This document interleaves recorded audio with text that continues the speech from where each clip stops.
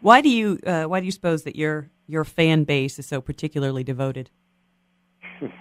Because I don't try and be anything other than the garage mechanic, than like most of my fans. I mean, I want to be able to appeal to the guy in the loading dock. That's who I'm making my movies for. I'm not really making them for anybody else. I'm from Detroit. I think I have a working stiff mentality in my DNA. And I like that. I don't like when actors are trying to be more than they are. They're just actors, for God's sake. I don't care if they have an opinion about politics. It doesn't mean they know anything about anything. That's sort of what this movie is for. It's right. To kind of go, it's a cautionary tale of why we should never put celebrities or athletes or politicians up on a pedestal, because they don't have sprinkle dust on their head.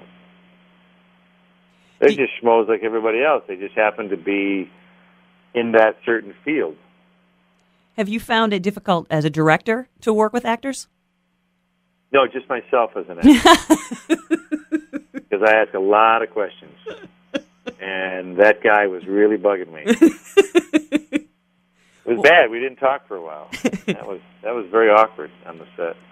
What? No, actors, with actors, I know all their dirty games. I know all their little tricks. So I try and be the director that I would hope they would want. Someone who makes them feel comfortable, informs them of everything that's going on, and works them until they bleed. Did you feel like when you made Bubba Hotep that you were doing something just utterly different than anything you'd done before? Yeah, that was a very different script. It was the weirdest script I'd ever read. But what attracted me was that beyond them fighting mummies, that was almost an afterthought in the movie, if you really think of it. It's about two old guys in a rest home who are trying to get their mojo back, trying to find a reason to live, trying to find a reason, to get out of bed. And that's what I kind of liked. It was sort of a sweet story. That resonated more. For some reason, Bubba Hotep got the ladies. Because normally at conventions and stuff, I only get guys. My wife's like, "Oh, you're going on tour? You have fun with all those guys." I mean, she knows that there's no hotel room keys, there's no little note, "Hey Bruce, how about a little something, something?" There's nothing, none of that. So she's so safe. But Bubba Hotep, for the first time, there were like women who would come up, and I go, "What are you doing here?" No, didn't you see the sign? No girls allowed.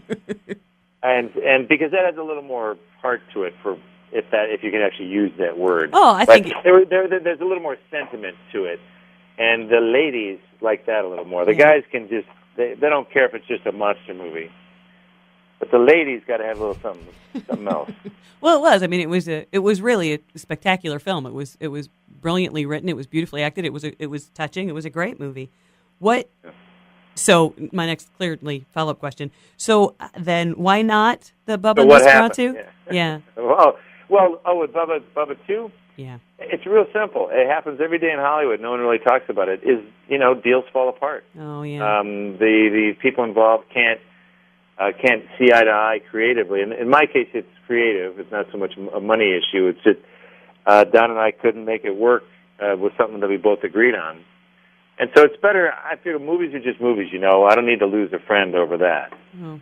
So we just walked away. And Don's doing it with Paul Giamatti and Ron Perlman. Right. Now, am I wrong, or are you slated to produce the new Evil Dead here in 2009? There's so much floating information about that. Here's the clearest truth. Okay. This is the God's truth.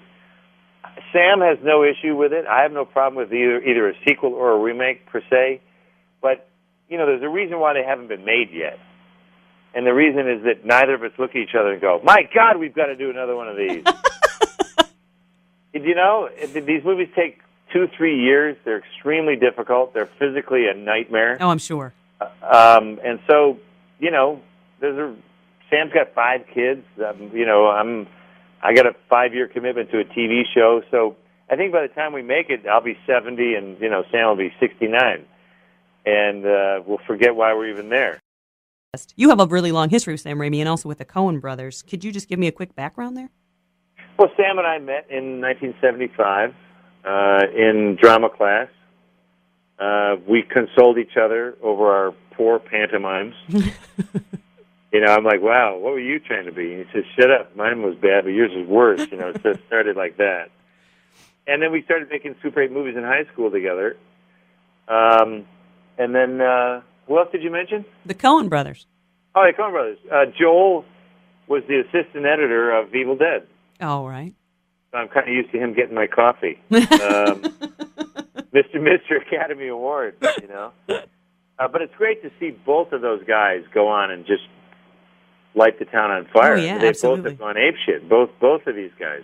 Both the brothers and Sam. Yeah. I can't get anyone on the phone anymore. It's terrible. That's not true. You're actually in all of their movies, but why not? Well, why not the big roles? Spider-Man 4, they're going to have to pay me some big money to get me in that. I'm going to be the milkman in Spider-Man 4. I told Sam, no more small little roles. Milkman or crooked politician. All right, I'm just going to ask you one more, and then I'll have to let you go. Sure. And this is kind of a random question, but you've been nominated for awards for your DVD commentaries, which is awesome. And you did Bubba Hotep entirely as Elvis.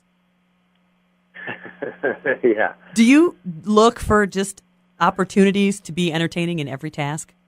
Well, that's my goal. That's what I'm paid to do, is to entertain the masses. I don't know. I don't know what else to do. I'm a salmon who spawns. You know, I swim up the river. I'm a shark that eats. Well, you know, Bubba had some. That was a different, unique opportunity where because there's the whole issue of is Elvis alive or not. So we decided to make him alive from an undisclosed location. And he didn't really like the movie. That's what I kind of liked about it. That's funny. Well, in his day they were called terror pictures, and he would never talk like that. He would never use the F-bomb, or. So it was a fun chance to just continue acting, and talking about the good old boys. And commentaries I feel should tell it like it is, because if you're going to sit people down, I don't know that they need to hear the juxtaposition of shots or whatever, unless you really have a reason for it.